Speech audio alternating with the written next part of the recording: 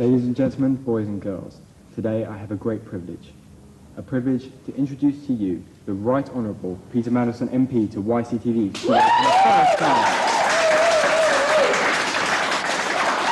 Peter, thank you very much for taking the time out to pay this visit. It's good to be here.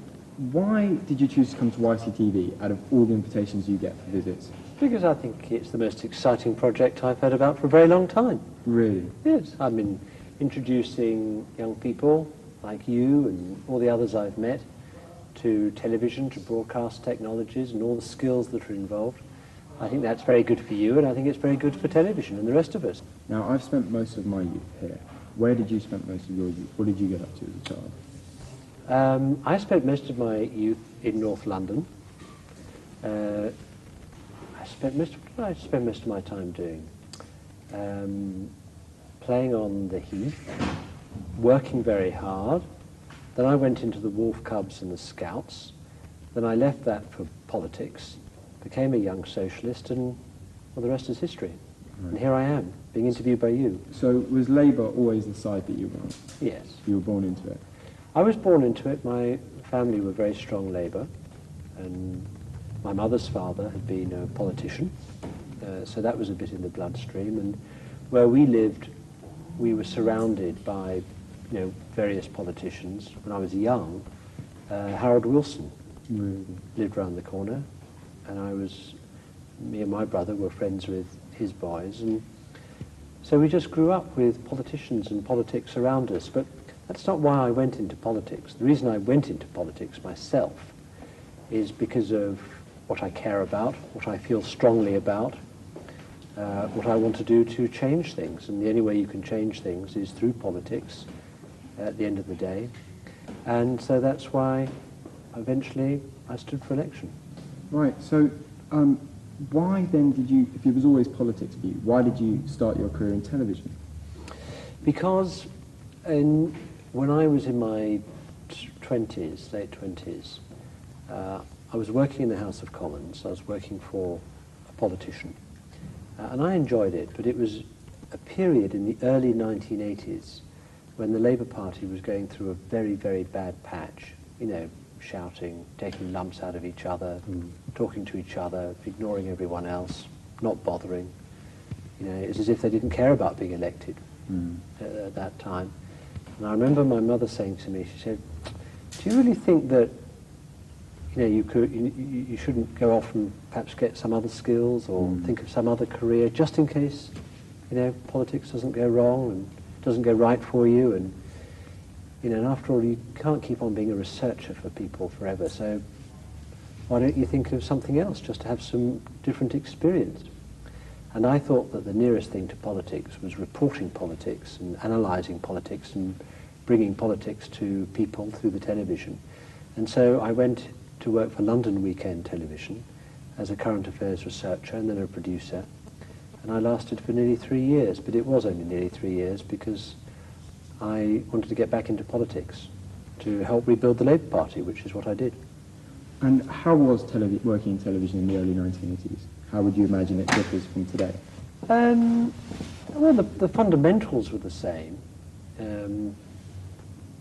What you're doing to me now is very much what we did to politicians in the early 1980s.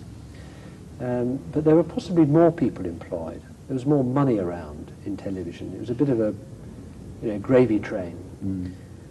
And I think they've cut back a wee bit since then, as everyone's had to, watching their costs and making sure they can compete properly. But it was much the same. I think one thing I do feel about television then, though, was that they spent more time, more programs about sort of serious things.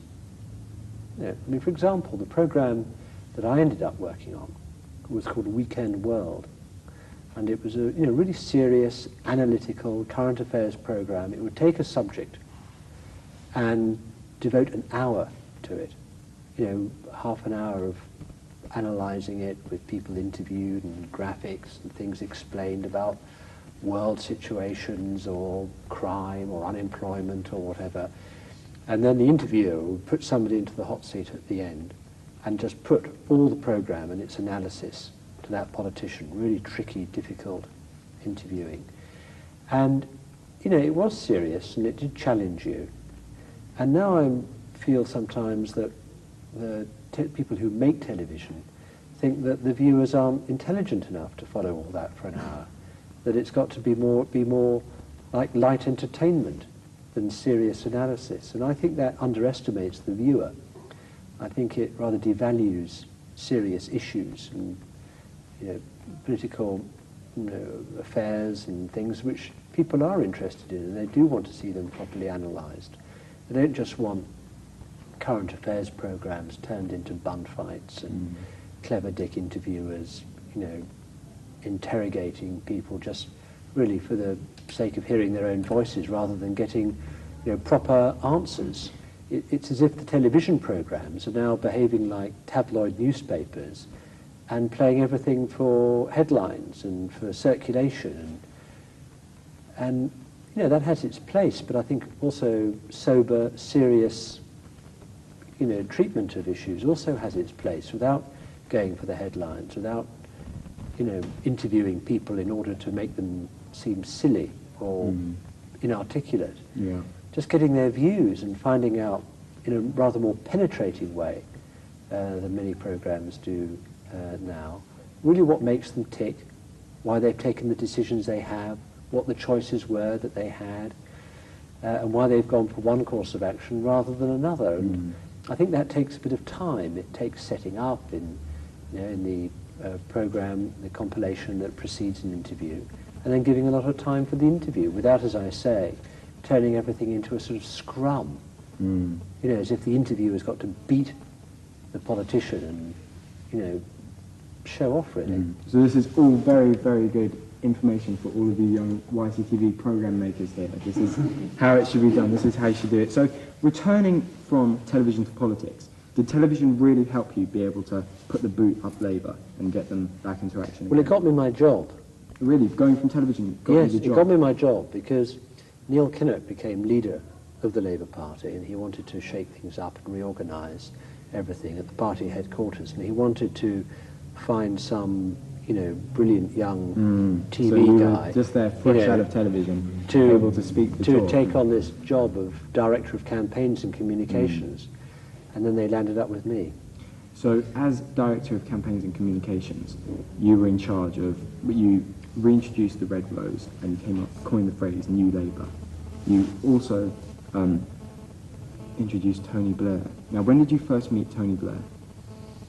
I've never been asked that question before. Really?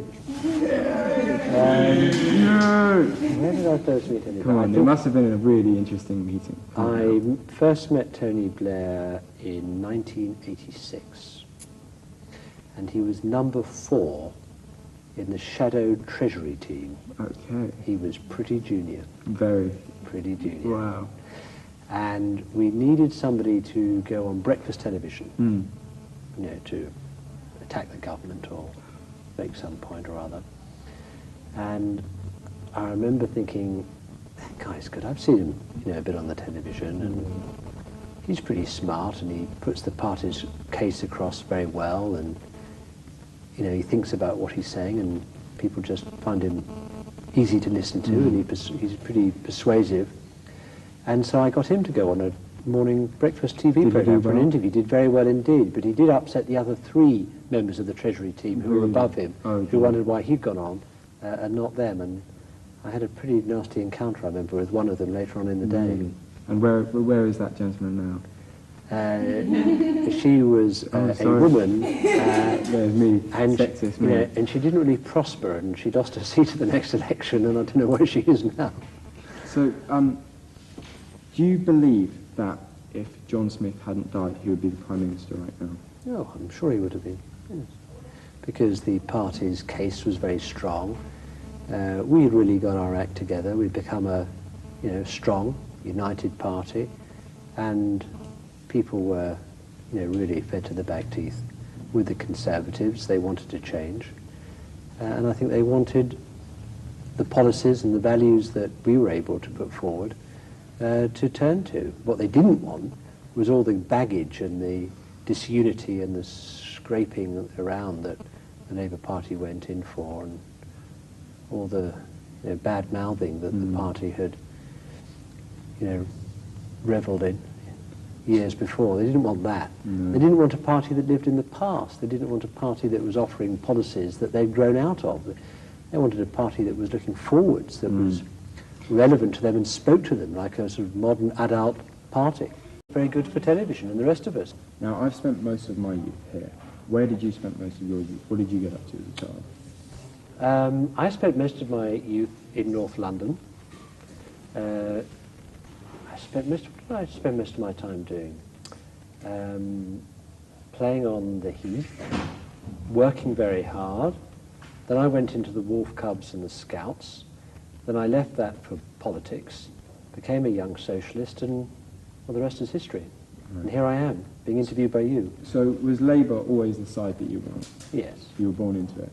I was born into it. My family were very strong Labour, and my mother's father had been a politician, so that was a bit in the bloodstream. And where we lived, we were surrounded by various politicians. When I was young, Harold Wilson lived round the corner, and me and my brother were friends with his boys, and so we just grew up with politicians and politics around us. But that's not why I went into politics.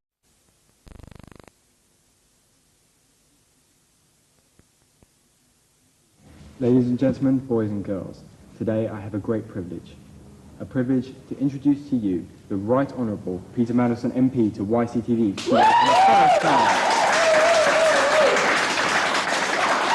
Peter, thank you very much for taking the time out to pay this visit. It's good to be here. Why did you choose to come to YCTV out of all the invitations you get for visits? Because I think it's the most exciting project I've heard about for a very long time. Really? Yes. I mean, introducing young people like you and all the others I've met to television, to broadcast technologies and all the skills that are involved. I think that's very good for you, and I think it's